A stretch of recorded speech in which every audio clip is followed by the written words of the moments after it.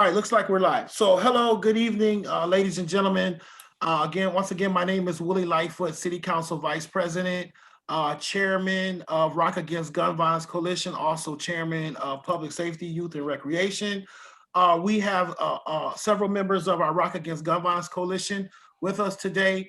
We are streaming live on our City Council YouTube page. Normally we stream on our Facebook page of the Rock Against Gun Violence Coalition Facebook page. But unfortunately, today we had a few technical difficulties, so we are moving our meeting over to the City Council YouTube page, we will be sharing the link on our Facebook page later, and you guys will be able to share the link. And I'm sure that Councilman Harris and the media team will make sure that that link gets shared on all of our platforms. We have a power-packed agenda this evening, ladies and gentlemen. We have a lot to talk about. We've had a lot go on in our city since our last meeting. We've had several homicides, including a mass shooting in our city since our last meeting. So clearly we do have a lot to discuss and talk about. Several of you have provided all kinds of services, and we've changed a lot of things since our last meeting. So we're gonna dive into that and get into that work today. Of course, as you guys always know, as I call the meeting to order, we always want to start our meeting with a moment of silence for our victims of violence. And that's all of our victims of violence, including those who have lost their lives to this terrible disease of COVID-19. So ladies and gentlemen, if you would just join with me in a brief moment of silence.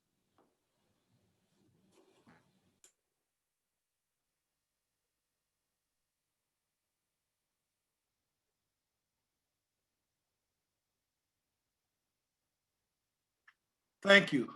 If you should have received your agendas, ladies and gentlemen, and on the agenda after our moment of silence, we have some special guests with us. I'll just go around the room real quickly as we normally do, because I appreciate all of our voices, and everything I do, I want to make sure that everyone's voices are heard and appreciated. We don't have that many. We have 18 on this call right now, so I think we have enough time just to very quickly and briefly go and introduce yourself, tell with our agency that you want to represent tonight. I know many of you wear many hats, but you choose an agency that you're with, and we're going to give you an opportunity to introduce yourself. So I'm going to introduce your first name, and then you introduce yourself and your agency, and I'll go based on my squares here as I see them. And at first I see Dr. Danielle Torres. Hello, I am Danielle Lyman Torres. I'm the Commissioner of the Department of Recreation and Youth Services for the City of Rochester. Thank you for having me. Welcome. Next, I have Kathy. Hi, I'm Kathy Richardson. I'm with the Rock Coalition Against Gun Violence and Brady United Against Gun Violence. Welcome. Next, I have Aaliyah Hinton-Williams. Good evening. I'm Aaliyah Hinton-Williams. I'm the Crisis Response Coordinator for the City of Rochester. Next, I have BJ Scanlon, the Incomparable.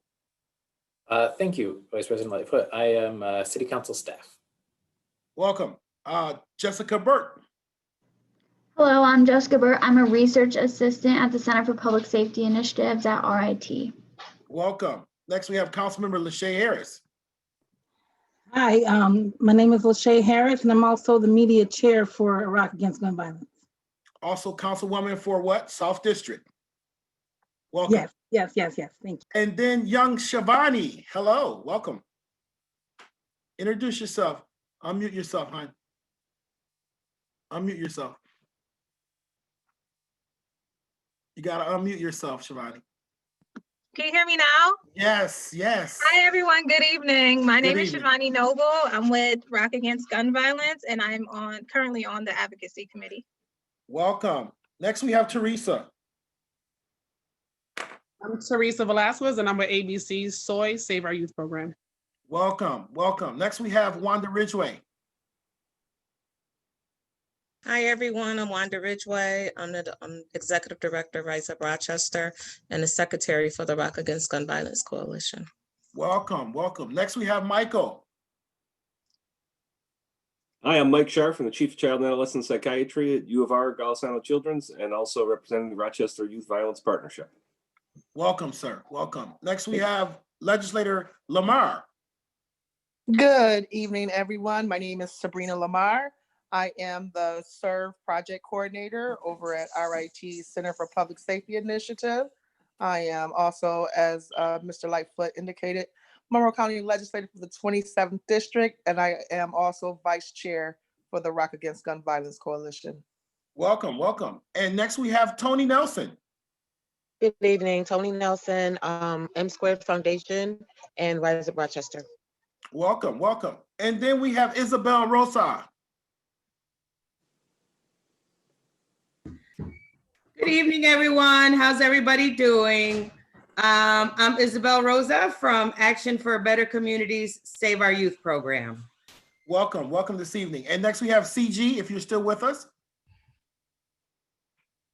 Hi, everyone. My name is Shantaria Gasson. I'm the social worker with Save Our Youth program, which is through Action for a Better Community. Welcome, welcome. And then next we have Damon.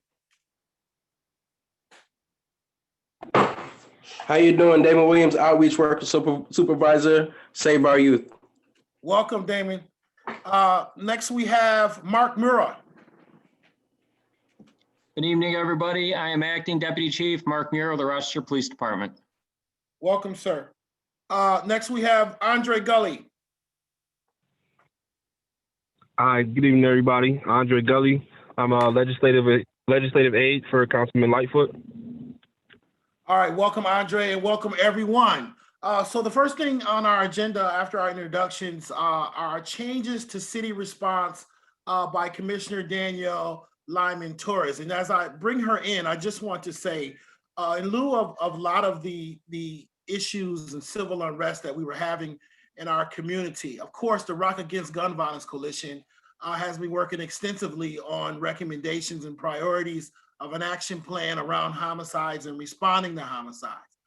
As a result of the civil unrest, we found that there was a need to begin to take a more deeper dive and a more broader approach to dealing with crisis and other responses that we have in our community. So I won't go deep into, I'll let Dr. Torres do that, but I just wanted to give an overview of how we kind of got to this space, and she will go into more detail for our overall community and for our Rock Against Gun Violence community partners as to what changes that's happening in the city around responses. Dr. Torres. Thank you, Vice President Lightfoot. So 2 weeks ago, the city of Rochester announced the creation of a new crisis intervention services unit.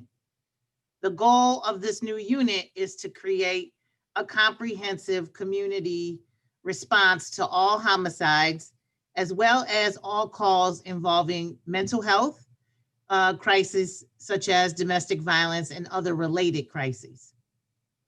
The mobile response will be split into 2 teams. One team will be a comprehensive homicide response team responding to all homicides, while another team will deal with all mental health and related calls. This new unit will also consist of moving the victim assistance and facet programs from RPD into this unit. I'll talk a little bit more about some of the specifics around the homicide response team as I turn it over to Aaliyah when we get there, but I want you to know that the 2 programs I discussed, victims assistance and facet, I do plan to evaluate what these 2 programs currently do, what they are funded to do, and what the community needs them to do. But the transition in that arena, you know, it will take a little bit more time to build, because we have been working for quite some time on the comprehensive homicide response. And this work that has been done has really afforded us to be able to use that work as a model, as a place to begin for creating this additional and different and definitely you know, a different direction for the mental health and crisis response teams. But the mobile response work that had gone in to all the planning for the homicide response team is the basis for which we are working on the development of the second team. We have been working with many members of the Rock Against Gun Violence Coalition for some time to prepare for this comprehensive homicide response team. And that team will consist of a number of people from even this group that will be coordinated and mobilized for that response. We do expect the homicide response team to launch soon. And I will let Aaliyah Hinton-Williams, who introduced herself as the coordinator for the comprehensive crisis response teams, speak a little bit more about the vision and plan for the launch of the homicide response team, as that is going to be the first team that we will be able to launch. But before I turn that over to her, I do want to make sure that I take an opportunity to thank Council Vice President Lightfoot for his vision, persistence, and passionate commitment on this, not just on the Rock Against Gun Violence Coalition, but on this new initiative, this new crisis intervention services unit is really able to be, we are able to be in this position to launch this for the community so quickly because of the work that Vice President Lightfoot has put into this. So I want to say that.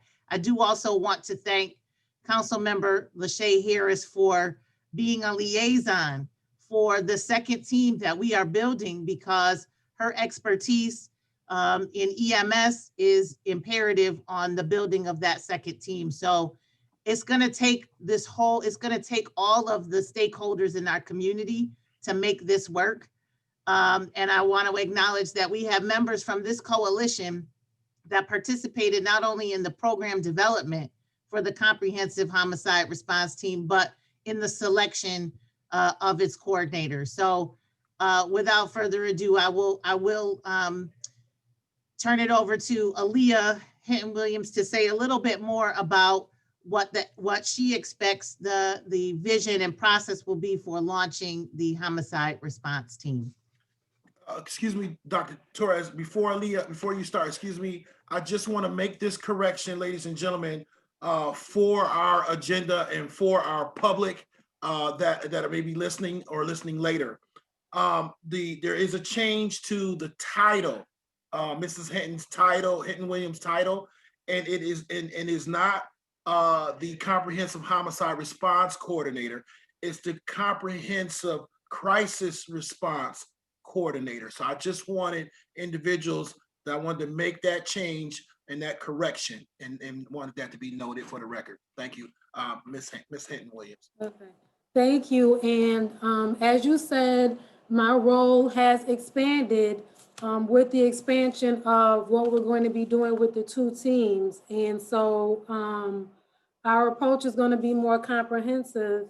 And one of the things that I told the panel that interviewed me was that I wanted to come in and really just get off the ground running with things. And I've been here a week and 2 days, and we certainly are running, and we are going to really just move forward with the plan that has been put into place, because as I stated before, unfortunately, the homicides are still occurring. And so our community still have needs, and they don't have time for us to kind of review things and go over them and re-go over them. So we're going to be moving forward and really just formalizing and finalizing the structure and the operationalized side of things. And that means that I'm going to be reaching out to many of you, especially those of you who were a part of the planning process, just so that we can finalize things and that it looks the way the community needs it to look and the way the vision was put forward. We've already been doing some things again.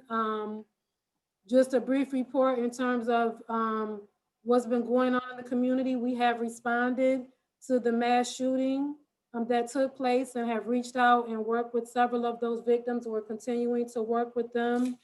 And we're going to be looking forward with the homicide homicide response portion getting off the ground within the next, hopefully 3 weeks at the latest. So the plan is not being sat on, but it's being worked on, and it'll be in action very soon.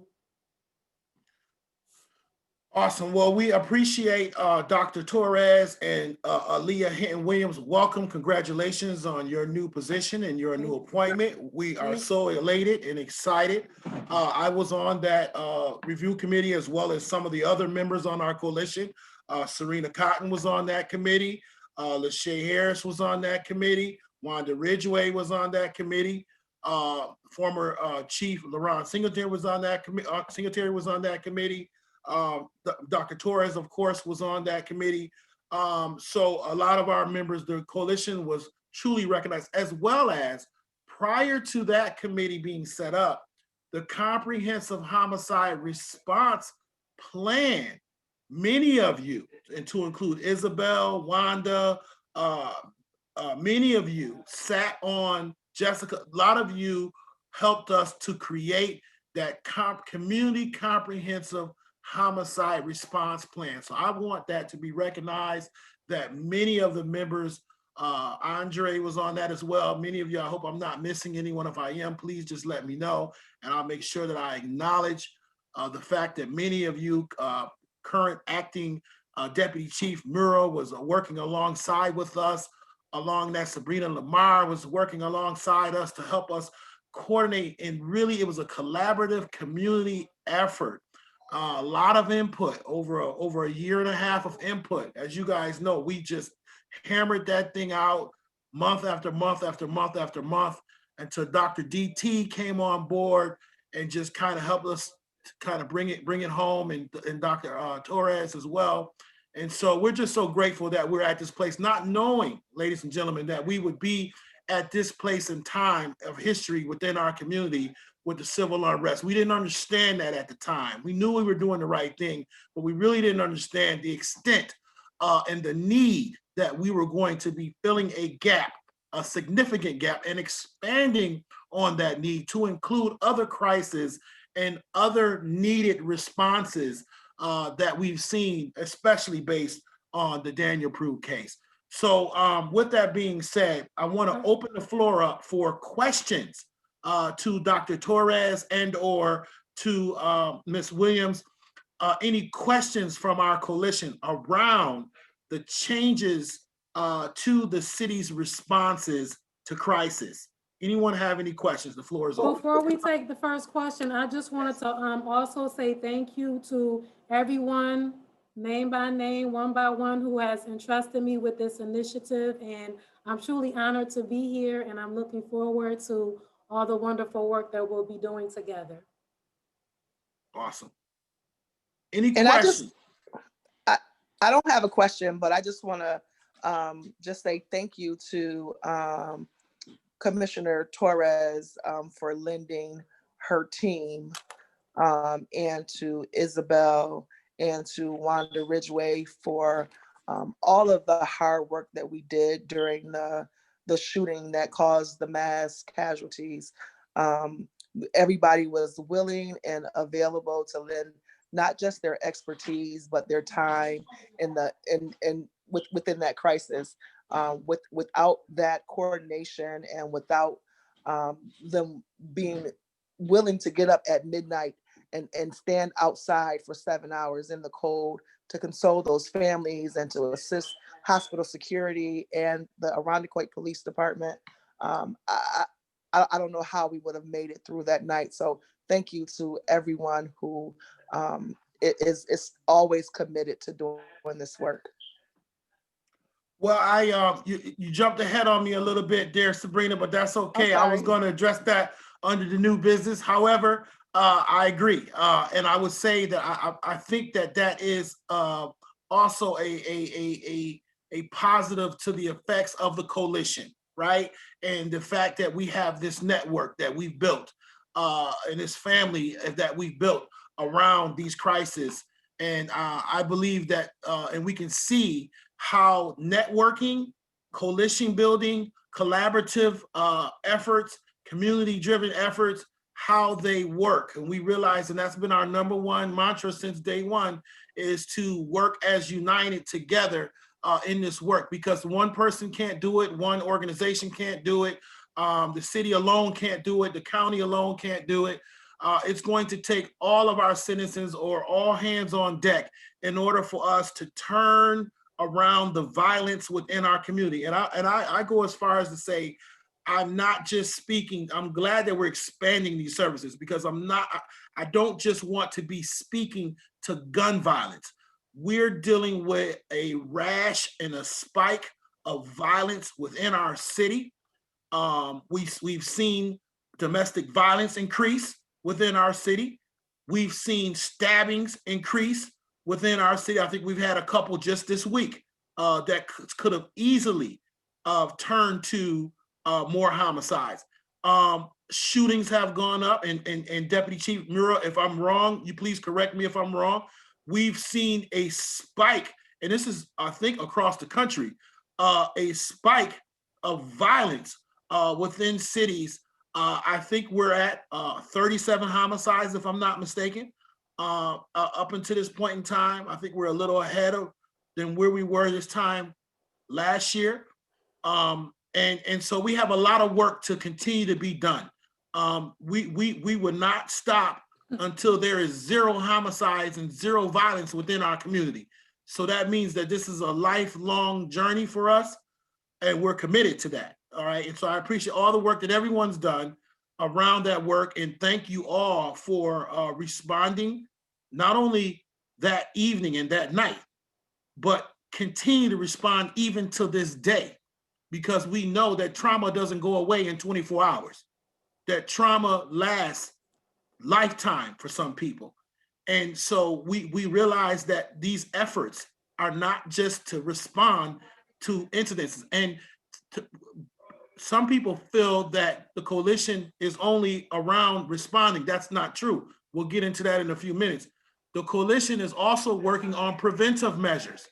That's why we have these committees: the Education Committee, the Eradication Committee, the Advocacy Committee, the Youth Committee, the Media. We have these committees to help work on preventive measures so that we're not just dealing with the response. We want to be holistic. We want to have preventive approaches, and we want to have response approaches. And we're working on that. And we have some, we're going to get into our committee reports soon, and we'll hear about some of these ideas around prevention, around quality of life, bettering the quality of life, and around advocacy for hopefully preventing preventing violence in our community, and advocating for peace and the things around that. So, but I don't want to miss the opportunity for individuals to ask, since we have Dr. Torres with us and Ms. Aaliyah Hinton-Williams with us, around the changes in our city's responses. Does anyone have any questions or comments around this new initiatives and this new work that the city is expanding and doing and providing for its citizens? Kathy, I see your hand. One quick question. Sure. So I heard one of the city leaders talking about a call for a change to a trauma-informed response. I was wondering if one of the experts could tell us, what does that mean? How will we know, what tells us that it's trauma informed in terms of how the response will be enacted, and what can the community expect from a trauma informed response? I think what you can expect to be different that will align with being, trauma informed is who's responding, the training they have, the background they have, and the approach that they're taking to the response. So we're looking at each and every one of those things. We are making sure that the teams that we compile not only consist of the appropriate kind of credentialed professionals that have the right skills to be addressing the particular issues for those specific kinds of calls, but we're also making sure that those individuals have the appropriate training and the appropriate certifications around trauma-informed responses, because that is a specific body of knowledge. So that in and of itself has its own body of knowledge. And most of the people who are a part of this coalition have that experience, have that training. And we want to make sure that everyone that responds has been vetted through that and has been organized around that. Also, our processes that we put in place, our protocols that we put in place will be done with that in mind. So it's threefold. It's the making sure you have the right people with the right professional credentials, but also making sure that everyone on the team, secondly, has the right training. And then thirdly, the protocols that are in place have a trauma-informed response at the core and the center of everything that it does. Any other questions? If I can just piggyback a little bit on what Commissioner Torres was saying. And so Kathy, when we talk about trauma-informed care or solution-focused trauma-informed care, we want to make sure that we are letting our folks know what trauma-informed care is and what it means and how we really tap into that or dig into that. There are some core elements of trauma-informed care that we need to make sure that we're tapping into, realization and recognize and responding, and to resist further traumatization. And also making sure that when we are dealing with victims who suffer from trauma because of gun violence, that we are being receptive to them making their own decisions on how their care should be laid out. There's really no right or no wrong or no reasoning on how that looks or exactly what that looks like.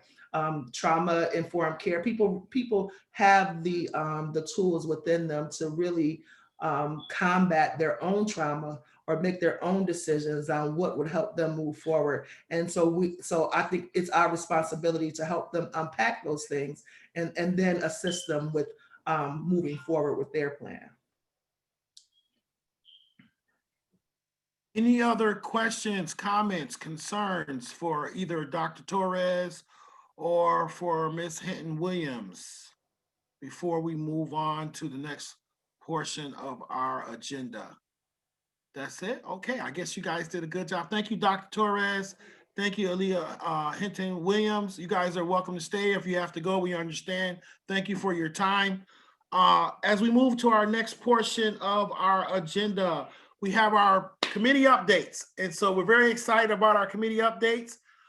We have some great things that have happened since our last meeting. And so I'm gonna flip the order a little bit, and I'm gonna go into the eradication committee because I know they have some very, very exciting things, and we have some exciting folks with us that have done some great things over the last few weeks.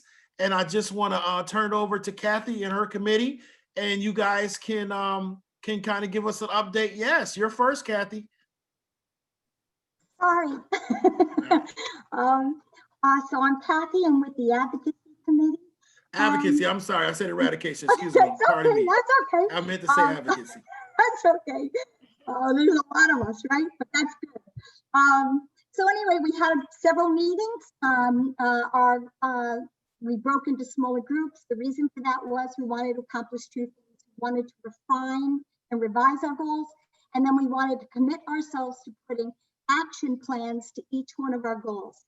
I'm happy to report we've set 3 goals that we've now revised, and we have action plans written up. We just need to set now target dates next to them and submit them to Willie and the executive team. But they are written up, so we're really proud and happy of that work that we've done. Isabel Rosa is our team leader for our first goal. She'll be explaining that tonight. Shivani Noble is our team leader for our second goal. She'll be explaining that goal tonight. And Reverend Simmons and I are working together on the third goal, and I'll be explaining very briefly in a 30-second report on what we're doing with regard to that tonight. I wanted to just say 2 words about Isabel Rosa and Shivani Noble. Isabel Rose challenged us to examine our duties and our responsibilities to the children and families of Rochester. She challenged us to make our goals and our action plans worthy of the trust that our children are placing in us to defend them, to protect them, to empower them against gun violence. I am deeply grateful to Isabel Rosa for challenging us to rethink our goals, broaden them, and to expand them in service to our youth, to save our youth. Shivani Noble, I don't even know how to begin to explain what a gift this young woman is. She stepped forward. We lost one of our team members. She said, I'll take over that goal. I can do that. And she is on fire with her leadership. She got an action plan together for us. She's already implementing the goal. And I'm just so excited for you to hear from these two extraordinary women that we are blessed to have on this advocacy team, who are just setting it on fire with their passion and their dedication in service to the children and families of Rochester. So with that, we'll start with Isabel Rosa. All right, good evening, everyone. Thank you very much, Kathy. And I have to also say thanks to you for your leadership and your guidance. You are truly an amazing person. And I know, Mr. Lightfoot, you said you were going to kind of mention that as well, but I just had to throw it in there because she was, she's giving us a lot of credit, but she's a great, great leader and mentor. So, after meeting and a lot of discussion, this is what we came up with for goal number 1. To mobilize the community in advocating for resource opportunity and legislative solutions to address the impact of gun violence and trauma on Rochester youth and their families, calling for resources to be directed in support of Rochester City evidence-based community of color-led cure violence prevention programs for the purpose of engaging youth, preventing and reducing gun violence, and saving lives. In addition, we will advocate for the passage of the ban on ghost guns, which is already passed in the New York State Senate, and which is going to be brought up in the Assembly, in the State Assembly, signed into law by Cuomo. This bill is known as the Joe Webster Untraceable Firearms Act, S7763-8/89930. So we would bring about this goal by engaging stakeholders, and there's an entire exciting initiative and initiatives behind that. Draft legislation and pursue resource development opportunities, because you absolutely need resources. We absolutely would need resources. Basically develop support from our community stakeholders, communication and education, mobilizing, and basically, gain support of all the leaders. The idea is really to bring about something that has outcomes, that has proven outcomes, that's science-based. We mentioned the cure violence model, only because it's one of the original models to this kind of science.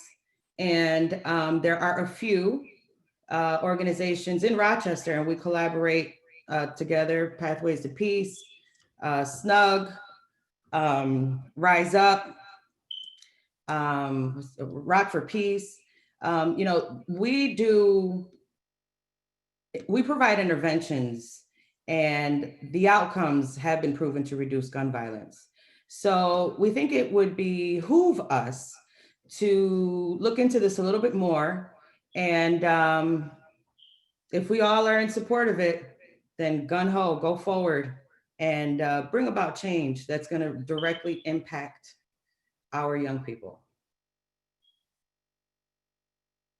Can I just interject as a point of opportunity there for the first part? I know the second part of resources may be a little more complicated or challenging, I should say. But the first part of the ghost guns, is that something that we could draft a letter, city council, county ledge, draft a letter, sign, send to the state and say, hey, we want you to pass this in not only in, I think you said it was in the Senate or the Assembly, one of them. Maybe we can write a letter to the governor and to majority and minority leaders asking them to pass that law, right? I mean, if it's held up in one of the other legislative bodies. It's held up in the House. It's held up in the, I'm sorry, the Assembly. Assembly, right. It passed in the Senate. Okay. No action has been taken in the Assembly. Is that Crystal Peoples Stokes? Is that Crystal Peoples in the Assembly? So I'm just offering an opportunity. That's a great idea.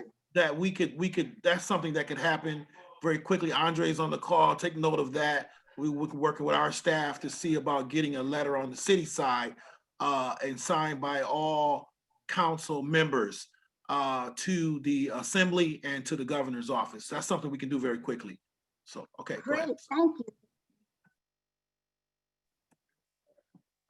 What do you have next, Kathy? I'm sorry. Shivani. Thank you, Isabel. That was very nice. And Thank you, Isabel. I'm looking forward to working on that stuff. Shivani, first of all, I want to say Shivani has just recently finished up and started, but she just recently, several locations, she's going to be talking about this, right? So yes. I don't want to steal her thunder. Go ahead, Shivani. Go ahead. Okay, I won't hold you guys too long, but so I'm on goal number 2, and our goal number 2 was to work with the community and increase public awareness for voting, the voting process, and the voting registration, absentee ballots, and also in-person voting and early voting as well for election day. So far last week, Kathy and I were at the public market. I thought that was a great place to get people engaged because there was a ton of people there, and I had a chance to speak with a lot of people and get a few people registered to vote, and also give them the information they needed in order to go through the process, whether they wanted an absentee ballot, where they can go. Because of COVID, some of the locations to vote are changing. So we just wanted to make sure that people had those resources and they knew where to go, so that when that day comes to vote, they're not scrambling or anything of that sort. I was able to communicate with the Board of Elections, the League of Women Voters. Actually, the League of Women Voters were at the public market while we were there, so I was able to network with them as well. Also, I was able to reach out to a few radio stations to see if they can communicate back with me, just so that I can get the information out there about registering to vote, and see if we can get that out into the community. Our next locations that we'll be at this weekend for people to register to vote is Avenue D Rec Center in Gant as well. Also, we wanted to draft the Voters Action Plan. And the Voters Action Plan is basically to let people know when they could vote and all the deadlines and due dates for everything. So I just wanted to put that out there. If anyone on this call is registered to vote, if they needed to know the dates or anything of that such. So to submit an absentee ballot, that's October 27th. You have to return the absentee ballot postmarked no later than November 3rd, or hand deliver it to the Board of Elections from October 9th until November 3rd. Kathy, correct me if I'm wrong. And early voting is October 24th through November 1st. You can find a lot of this information at vote411.org for more information on that as well. Well, Shivani, that is absolutely incredible. And you did not do enough justice to the work. Let me tell you about this coalition and Shivani and Kathy and this group. All right, so Kathy reaches out and says, hey, Shivani wants to go and do voter registration. First of all, can we do it? You know, being that we're in the city and blase. So we checked around with that. We found out it was okay. So of course, I had to reach out to some of my secret weapons, and I contacted Dr. Torres, and she opened up the windows of heaven and opened up all of the R centers, or many of the R centers, and the public market to Shivani to go out and do voter registration education, which is tremendous, ladies and gentlemen, especially if you watched the debate last night. You have to know how important, how tremendously important this election is, right? And so for Shivani being a young, how old are you, Shivani? 25. 25 years old. Now they say that 18 to 25, that's the group that doesn't like to vote. Well, that's not true. Of course, not only do we have a young lady who likes to vote, but she's also trying to encourage her peers and others to vote too. So I encourage you, I want to commend you for the work that you're doing, Shivani, and continue that. Make sure that you work with Councilmember Harris and also with, oh, I saw her on here for a minute. Where'd she go? That works with you, Lachey. Who's the young lady again? You're muted. I can't hear you.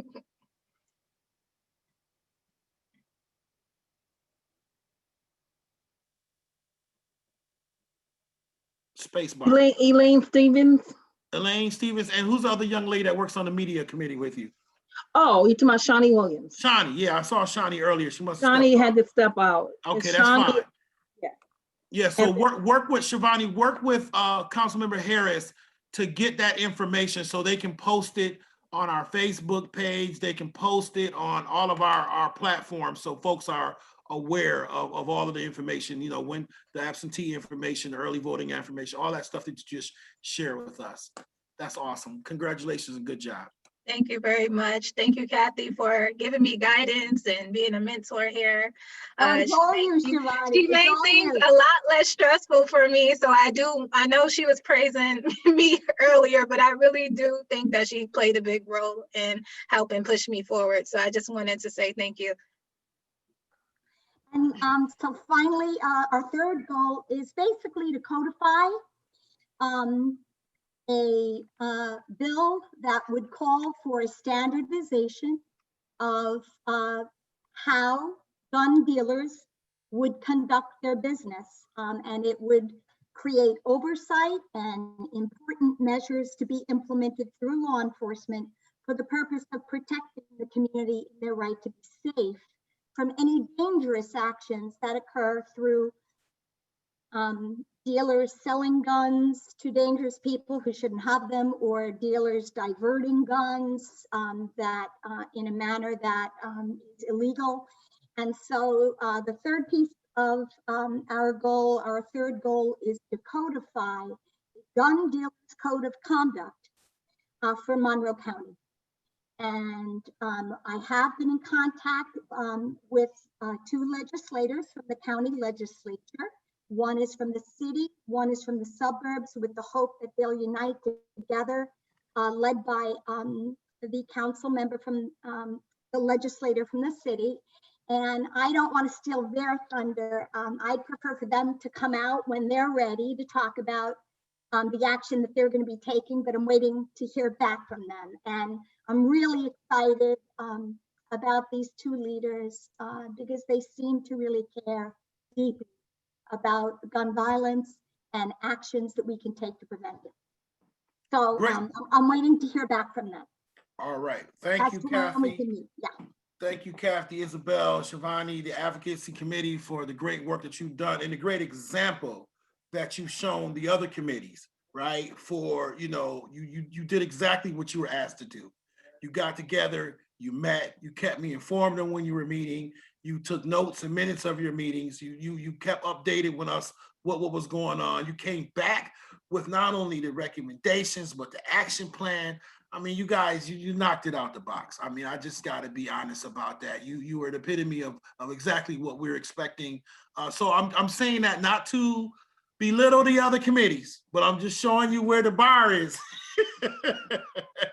The bar is kind of high, you know what I mean?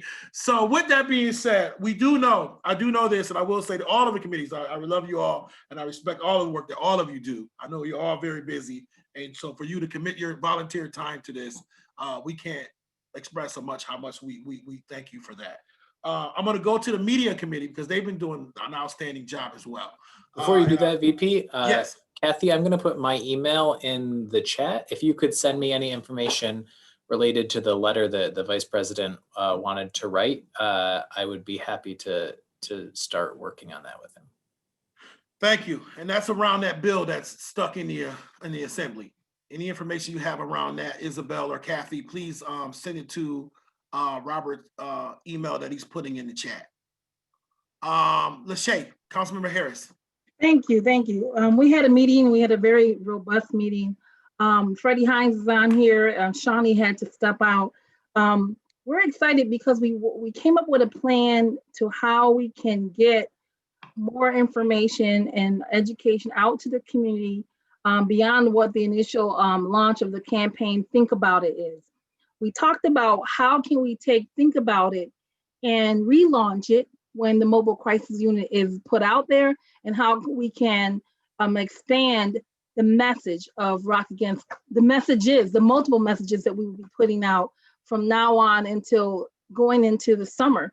So we came up with the idea that we would connect with Causewave, which is a local nonprofit advertising agency, and the Ad Council. We had a robust meeting with Causewave, Caitlin from Causewave. We met with them and they are very interested in what we're doing. They like to work with us. First, before we move forward, we need to have a follow-up meeting with Vice President and Chair Lightfoot to talk more about these three things. They want us to develop a strategy, of course, we'll need to know what our budget is before we can move forward. So of course, money is on the table. There is so much they can do for us that is what I would call sponsored. But if we can be able to put some money on the table, we'll get a whole lot more bang for our buck. So this is exciting because I don't know if anyone's worked with Causewave or the Ad Council. They have the ability to work on initiatives that are for public health reasons. I believe that violence in this community is a public health crisis. So we would meet their recommendations or their requirements to work with us. The other thing they want from our committee is develop 3 or 4 concept ideas so so we can kind of use as a way to zero down on a campaign. What the next step would be is our committee members will meet with Councilmember Lightfoot, and we'll come back to you guys with the recommendations, and we will also invite the chairs of each committee to take part in the campaign strategy plan. The other item that we came out of our meeting was that we should develop a brochure. So when we're out marketing what we do, we'd have a brochure available to pass out.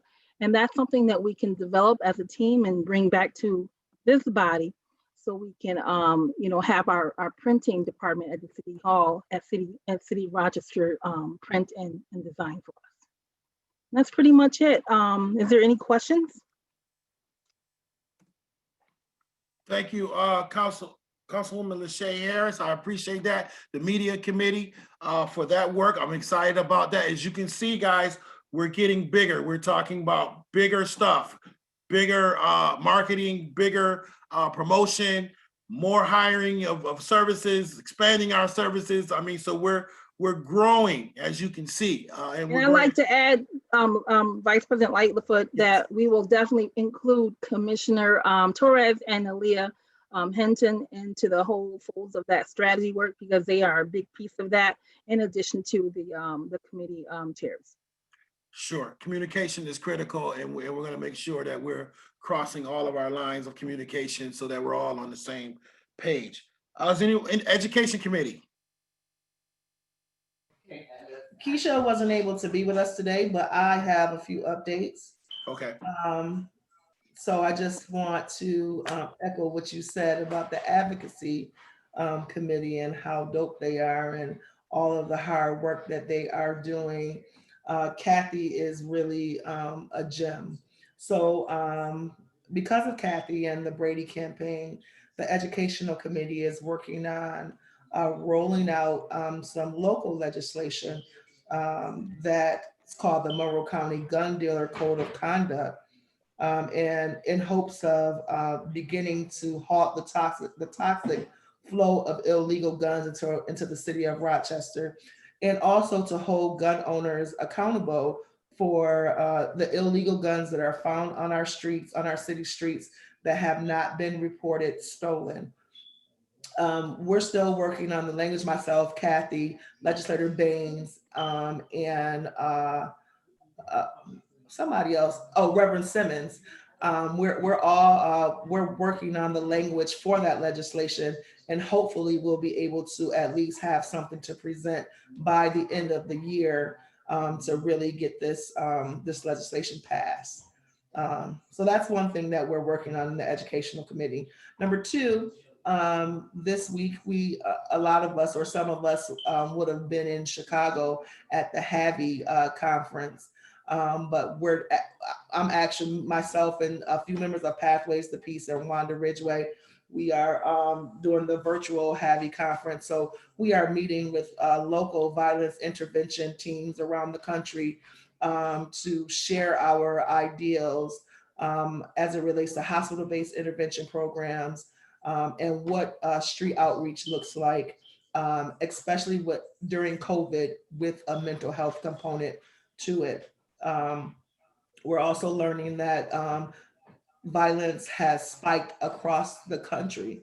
It's not just happening in Rochester, and so we're looking at why this is happening and what we can do to get in front of this.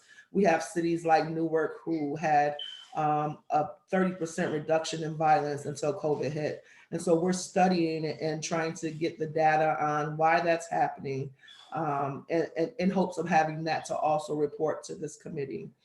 I think there was one other thing. Wanda and I met with Akil Shabri and Dr. I'm gonna have Wanda talk about that. Yep.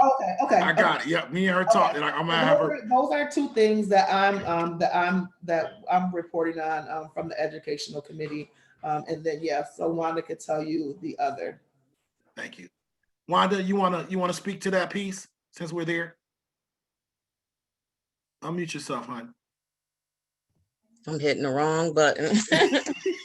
Yes, on last Thursday, me and Sabrina Lamar met with Akila. Is I'm saying his name? No, I'm gonna say it wrong.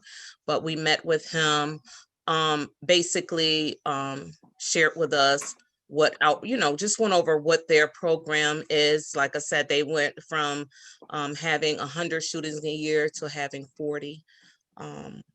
What's working for them and what's not working. And I just felt, the training. Where is he at, Wanda? Where city? He's located in Newark, okay. New Jersey. Got you. A lot of the training, the trauma training that they have and they provide the services, he is willing to sit down and talk with you, Councilman Lightfoot. I'm actually gonna set that meeting up. It's real important. I think if we could see what's working in other places and if we can utilize some of that things, it would be, real helpful, especially the training. And it seems like they provided a lot of the training. We had a bunch of questions for him when we were on this meeting. And as he spoke, he answered each and every one of our questions. So I think it would be beneficial to meet with him. He actually would have wanted to be on this call, but I told him the next one, I will make sure that he's, on. So. Yeah, definitely. We definitely want to hear from him. We make sure that we have to leave enough time. We had a couple extra guests today that we wanted to introduce locally, so we'll definitely make our adjustments for the next meeting and have him at the beginning, and we'll get together before that next meeting. Thank you, Education Committee. At this time, we have anybody from Eradication. I don't think Wayne Harris is here. Is there any other members on the Eradication Committee? If not, we'll go to Youth. Anybody from our Youth Committee? I don't see. I know that Antonia had death in her family. Yes. Please keep her lifted in prayer. She's been really going through. Let's make sure that we definitely lift her up and we reach out to her as well. So I think, if I'm not mistaken, that is all of our committees. A couple of them are missing. Eradication and Youth. We'll reach out to them later. And I appreciate the work that everyone has done so far. Is there any updates that anyone else want to offer at this time? Questions, comments, concerns, anything that you would like to contribute, any events that you may have coming on, any services that you may be providing or need help with? Wanda? Don't have any services right now, but I just want to respond to the mass shooting that night. I have to give her a lot of credit. Sabrina, when she called, how smooth everything went, because you got to remember, a lot of us haven't responded to anything of that magnitude. And, it was different. It was like a learning, a hands-on, we was learning as we went, but because we knew what to do, and I thank you, because even when it got difficult for a lot of us, we had to, regroup and get our thoughts and our ideas together. And, that means a lot to me. And still, like you said, today I reached out to one of the victims, and she was just like, you so consistent. And, and I just thank you for pushing us, to do our best and to make sure that we have the proper training. And, and that trauma training did something, it kicked in that night for me. And, I was just like, just amazed how everything, went, through. And for all of you who was there, Isabel, I don't know, Pathways, the team, Pastor Cross. It was a long night, but we made it through. And like I said, it just went wonderful. So I thank you, Sabrina. Now, it's my understanding, after talking with folks that were there, including Wanda, that next morning, that I also want to take some time to thank the Rochester Police Department. From my understanding, and from the testimonies that I heard from those of you who were there, that they did a good job working with community partners. They worked right alongside with you guys, and I heard it was very smooth and it was very respectful working relationship. So I, with all of the negative stuff around policing today, I think it's important that we acknowledge the good things that happen around policing. And this was one of those situations. And I think those of you who were there can correct me if I'm wrong, but from my understanding, the police did an excellent job of working with the community partners and being there hand in side by side with you guys, making sure that things were as smooth as they potentially could be, especially with nobody knowing how many shooters were there or still around or whatnot. So I'm sure it's a very chaotic scene. I didn't get there till the next morning, but when I got there, it was calm, and and you wouldn't even known that it was so chaotic a few hours before then. You would have never known that, just based on how things were looking early that morning. So clearly, you guys had to do a good job. I know we still continually working on things. I got calls as early as a few days ago of parking issues that we worked on with cars that were parked there. I think we handled that. We dealt with that. I don't believe anybody's car was towed or ticketed, from my understanding. That's something else. So that's why I said not only did it happen that day, but we continue to work on things around that issue. And I don't understand that there's anyone that has been brought to justice yet. So we're still praying that happens expeditiously. And we want to continue to keep those families that were those, not only the ones that lost loved ones that passed, but also the ones who will be brought to justice. Those are other family members that we're going to be losing potentially to our society, right? That will be going to potentially to prison. So, this hurts on multiple levels and multiple families. And it's something that we will be talking about and living with for a very, very, very long time. So I commend you guys for just your tenacity and your consistency, and your willingness and braveness that you guys contribute every day in and day out, doing the work that you do. It's an honor and a privilege to be leading and working in this effort, and working alongside with you guys. You've been consistent. in our meetings. You've been consistent in the work on the streets. You've been consistent with your voices in this community. And I just want to dispel those rumors and the chatter that I hear that the coalition is all about just responding. That's all they want to do is just respond. That's not true. You know, we work day in and day out to try to prevent, and we can't even quantify or qualify how, and I know Jessica could relate to this, how many murders we've stopped. We can't quantify that. We can't qualify.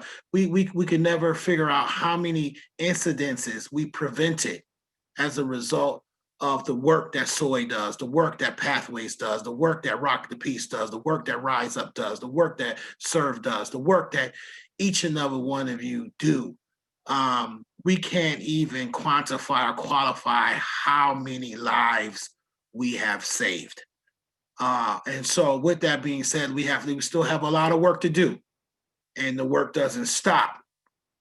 You know, and so we're going to continue to do what we do and strengthen our network in such a way where we have enough feet on the street where our folks are not getting burned out, right? So we want you guys to be doing your self-care too, because you can't help other people if you don't first help yourselves, right? So remember to self-care, you know, do that first and take the time that you need. We've gone through, and also I want to say, to extend those services that we're providing to others, we need to utilize them too. Those mental health services, the counseling services, we're not removed from that either. You know, we need somebody to talk to. We need to get that stuff out. You know, I spent 22 years on the Rochester Fire Department. I've been to many shootings, homicides, stabbings, suicides, hangings, you name it. I've been to it. And, you know, that stuff sticks with you. You know, it sticks with you for a very, very long time. So I want to offer that as well, to make sure that if those of you who have experienced these traumatic experiences and you need to talk to somebody, you need to reach out. You're not too tough or too hard to not seek out help yourselves. You know what I mean? Like, that's important that we do that. We lead by example.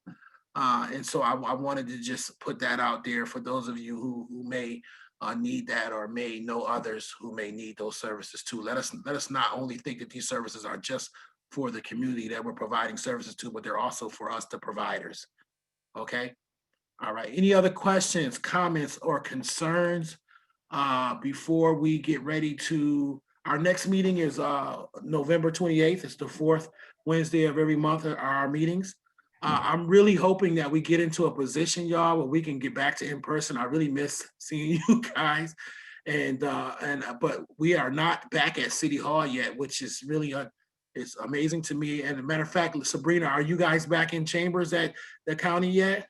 Not yet. Yeah. So I mean, and they're talking about another spike of this COVID. So I don't know when we'll be able to see each other in person, but we'll continue to keep you updated on whether or not our meetings will be Zoom or in person. I always leave it on the bottom of the agenda, in person or Zoom, because I'm always hoping that we could be in person and hoping that we'll get the green light to be able to do that at some point in time. But if not, if anybody else has anything else they would like to share before we adjourn. Yeah, I just want to let the partners know that on October 14th from 1 to 3, and I think on November 10th, I have to verify the November date, but the Center for Public Safety Initiative and SUNY Buffalo will be hosting a solution-focused trauma-informed care training session. I believe that's it's the one we were going to do before, and then it got canceled. Yep. Yeah, I was looking forward to it. Is it a 1 day or 2 day? How long is it? It's going to be 2 days, but it's only going to be 2 hours per session. Oh, and it's on Zoom, or it's virtual. There, you know what? There is an option for us to do it on Zoom, but also in person. So the in-person is limited to 15 people per the space that we have. But if there are more people, we can definitely do it via Zoom as well. Well, can you share that information with Andre? Send the email over so Yeah. we can forward it to all of our partners this week and get that information. And is there a sign-up sheet or a website or anything you have to go to? So with the trainers, we didn't talk about the Zoom meeting, so I'm gonna just shoot them an email about that. So hopefully when the invite is sent, we can also do a Zoom link as well. And then for those who want to participate, because it is an interactive training, so we do need at least 15 people in the room to do that. But I'll make sure that I send Andre an email tomorrow, reach out to our partners in Buffalo about the Zoom, and then I'll let you guys know exactly. But the date is October 14th, and it's Okay. 3. October 14th, ladies and gentlemen, seems like a Wednesday. My calendar looks very clear. I'm sure we can be able to fill 15 people. We got 70 partners in our coalition by itself, so it shouldn't be no problem for us to get 15 folks in that room easily. So yeah, definitely get us out. We'll start creating a list as soon as possible, just our own list that we can share back with you of those who are interested and want to be a part of that training. I'm personally interested myself. So thank you for sharing that. Is there anybody else have any events? I know Serena's on, I mean, she always got stuff going on. Anybody got any events this month, a month of October, outside of what we just were told that we need to be supportive of? Yes, there's so I'm looking for it right now. Okay. What is the teen? Where did it go? There is actually, what is the teen group that Teen Empowerment? Not Teen Empowerment. Imani, what is the group that she has? Well, anyway, there'll be an event. They're doing a candlelight visual up at 33 School on Saturday. I think the time is from 1. Once I get it, I will send it to Andre. And there's actually going to be a balloon release at East High School next Wednesday, I think at 6 o'clock. I'll have to just for Jakayla Young, I would just have to make sure of the time. Okay. Okay. All right. This Saturday from 3 to 7 at 33 School. This 3 to coming 7. Saturday, Serena? This Yeah. coming Saturday? Okay. From what time now? 3 to 7. From 3 to 7 at East High or 33? 33 School. 33 School. Okay, where's 33 School, ladies and gentlemen? Where's that at? Webster Avenue. Webster Avenue. Okay, so at Webster Avenue, this Saturday, 3 to 7, 33 School. It's going to be a visual balloon release Yeah. for victims All the murdered. victims from the mass shooting. All right.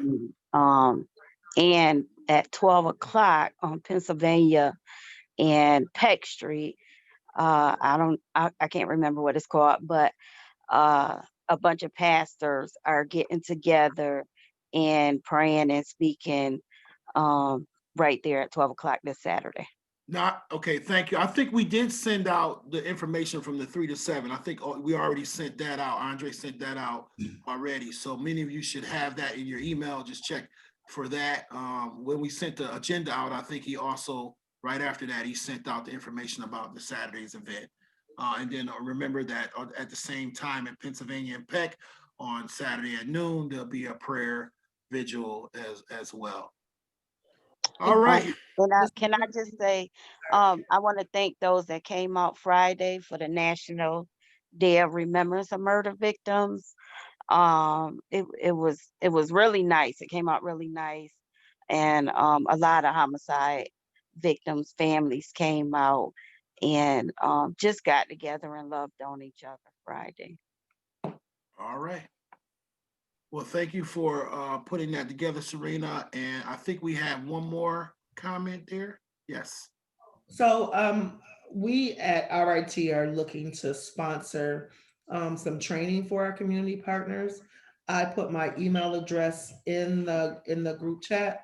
So if anyone knows of any trainings that you think may be relevant to our work, please send me the suggestions, and then we can talk about and coordinate how we can all attend the training. Well, I got one for you. Remember Ray used to do the Outreach 101? Well, we got to do that. That's got to be a yearly thing. So if you guys could put something like that together, that would be great. Because I think, a lot of us could always use, as Wanda was saying before, when she went out there that night, a lot of that training kicked in for him. I mean, you could never, in the fire department, we train every day on the same thing all the time, just so that when it happens, it's second nature to us. You know what I mean? So we could never know enough about how to outreach work. And so I would recommend that, we begin to start thinking about an outreach 101 training for those of us who do or want to or potentially think about responding to these incidences, to make sure that we're equipped to do the right things. And so even if it's maybe we could tap into Ray a little bit and ask him about the trainings he went to in Chicago, or the gang trainings in Lockport, to see exactly which facilitators we can get in, and then RIT is willing to sponsor those facilitators to come in and do the training for us. Sounds awesome. And then Wanda put in the chat, which is a very, very good point, conflict resolution, because we know that probably majority of our violent acts end up as a dispute related. And so I think it's important and imperative that we begin to get trained on conflict resolution, so that and I just had this idea, literally just popped in my head as I'm thinking about this. I see barbers and beauticians getting trained on conflict resolution, right? And that can be that, because that's still one of the few places under COVID where people are still coming together. You know what I mean? Even though it's kind of regulated, if you will, but still the barbershops and salons are still getting a lot of attention and a lot of traffic compared to other places under COVID. So that may be an opportunity, and they're so community located. You know what I mean? They're right in the center of it where a lot of these activities are happening. So I would offer also of us to put together some type of conflict resolution training. And I am president of the Barbers and Cosmetologists Association. I would make sure that we get a lot of those folks at that training session, even if it's virtual. Conflict resolution is something that we need to learn, and something that we need to be able to know how to teach to others. So especially these young folks, so that they can begin to know how to deal with disputes other than picking up a gun or with violence. All right, ladies and gentlemen, it is now 7:22. I told you I was going to get you out of here early. I got you out of here 8 minutes early, and I started 10 minutes late. So God is good. All right, so blessings to each and every one of you. If we don't talk before, hopefully we don't have an incident before now and then. But if we do, we have competent people ready to deal with the situations. Let us continue to work on all of our stuff that we're doing in between. And I look forward to seeing each and every one of you. Be blessed, be safe, protect your circle, wear your mask, and take care of yourselves. Blessings.